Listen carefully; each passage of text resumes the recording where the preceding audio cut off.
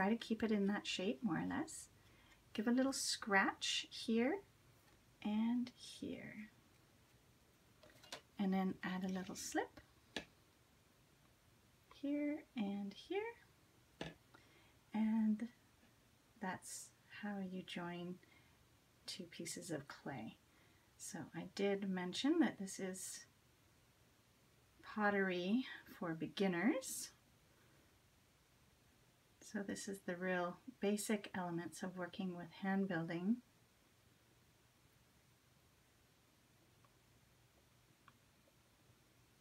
All right, so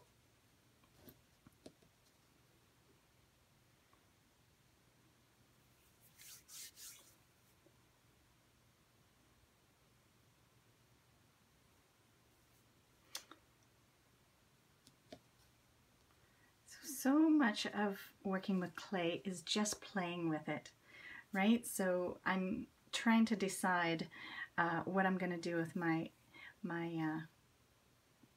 surface.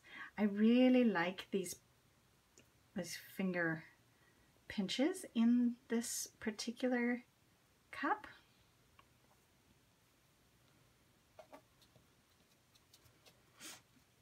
As opposed to this one. So this one, I erased those pinching marks with my Surform tool.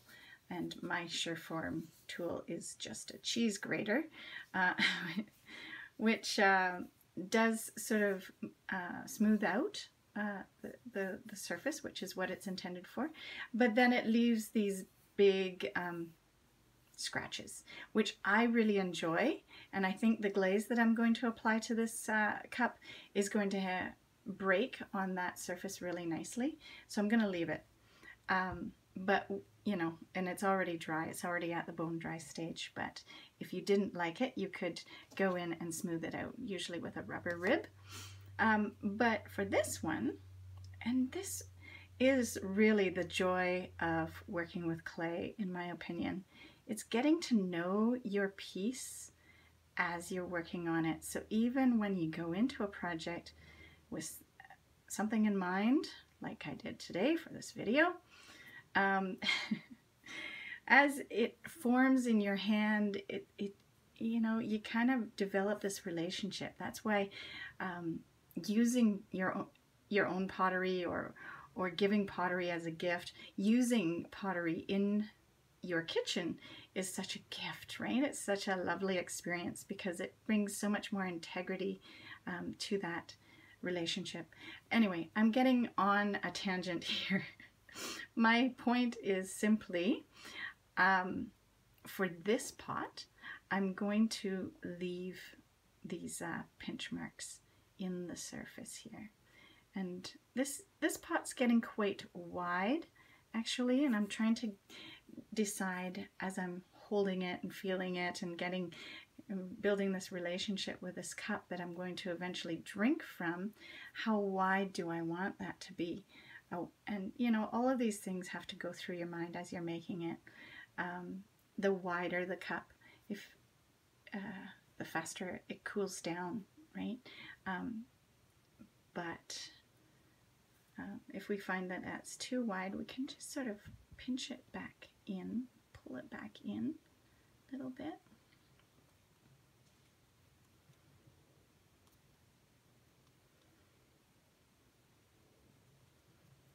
And just keep pinching it until it feels right.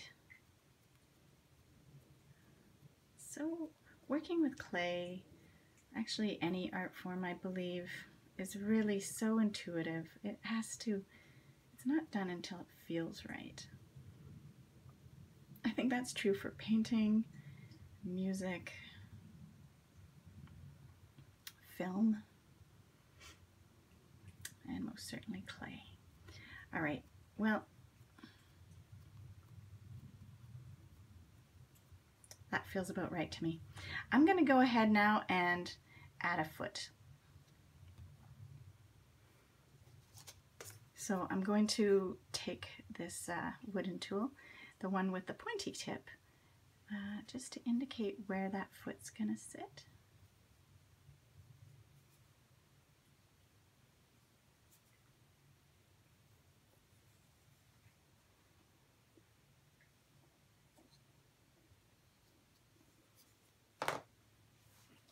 And then I'm going to take my scratching tool, and it can, I mean, you can use a fork for this, you could use a needle tool, whatever. That's the thing about pottery, I find. They do sell these tools that are specifically designed for the job at hand, but what I find in my studio is a lot of things just work. So my tools are usually in a collection of things that I find or pick up, or usually things from my kitchen. A tip about that though is once it goes to the pottery studio from your kitchen, it should not go back to your kitchen. It is now designated clay only. And that is due to the silica concern. It's another reason why you don't work, a lot of potters choose not to mix their clay and their living space too much because of the silica content. So dry clay, usually in its dry form, is the most hazardous. That's something you want to be really aware of if you're setting up a home studio. So as long as it's well ventilated and you're separating out everything you use for clay from what you use in your kitchen, it's usually okay. So as you see there, that slip is great for bonding those two pieces together, but it's going to bleed out a little bit and it's going to create that slurry on your fingers as well. Notice I'm wiping that off. It's not helping me at all. It just makes my hands slippery.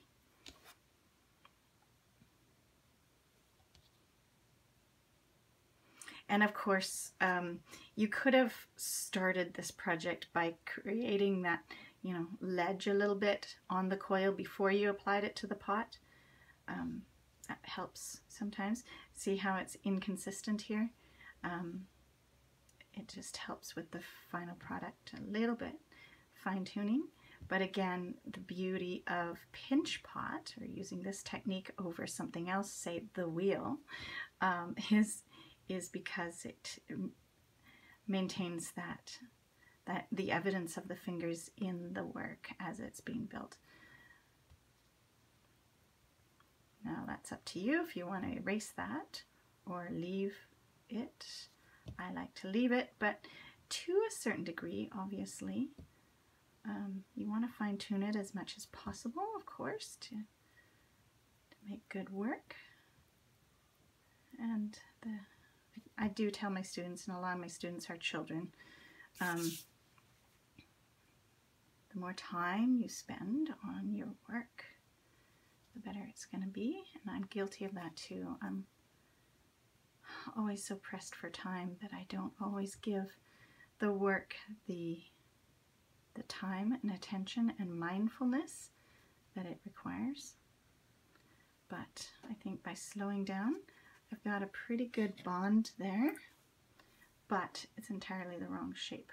So I am adding water there, just to, because I feel like it's getting a bit dry, but very sparingly, just a damp sponge, that's it.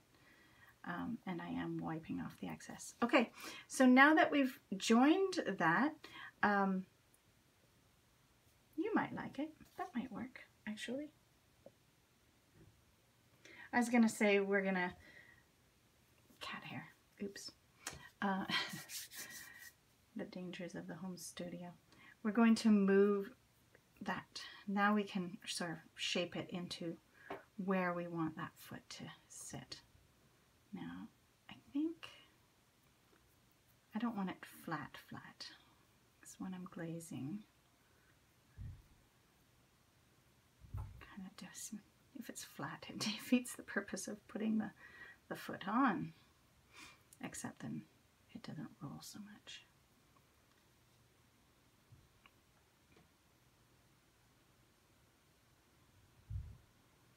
And working on a banding wheel sometimes is helpful at this stage. But if you don't have any of those things in your home studio, it's not necessary.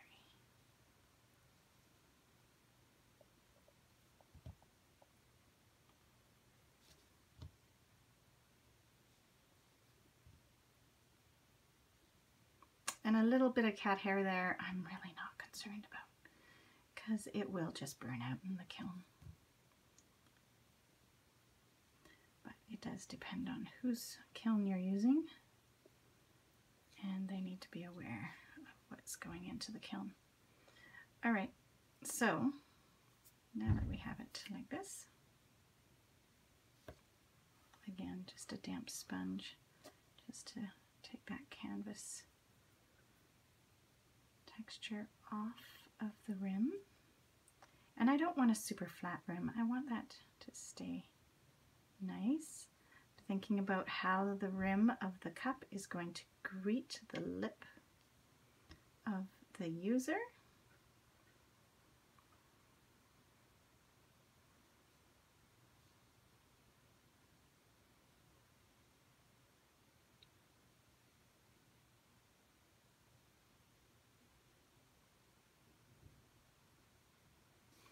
All right, and oh, I thought I cleaned off all of that cat hair before I started.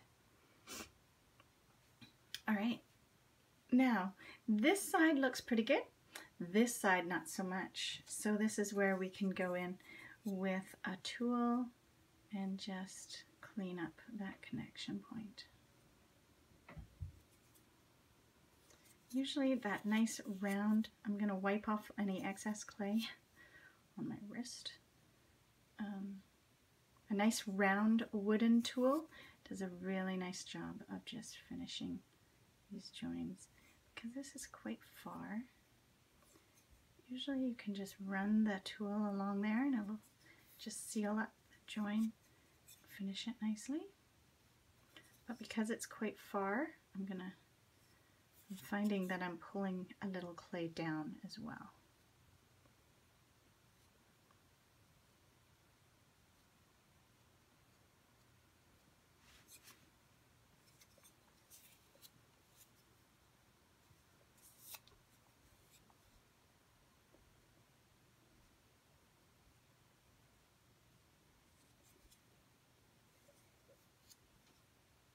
And again, I'm going to leave those imperfections in there, that little wave. That doesn't bother me at all. But if it bothers you, a Sureform tool or a cheese grater will do the job. Or even just going in with your finger and being meticulous about going over it until it feels right.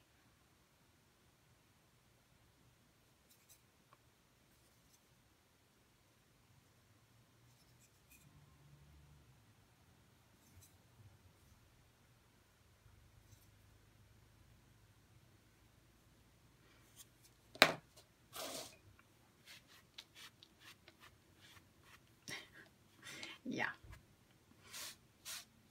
you can wipe it off on the canvas. Maybe a better idea.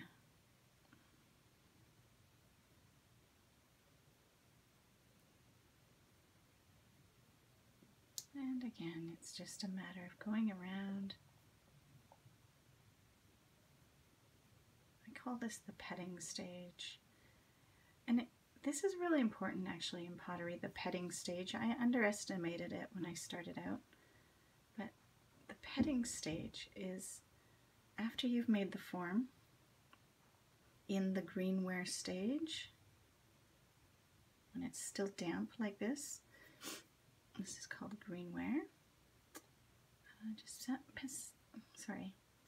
Spend a little time petting it, smoothing it, finishing it,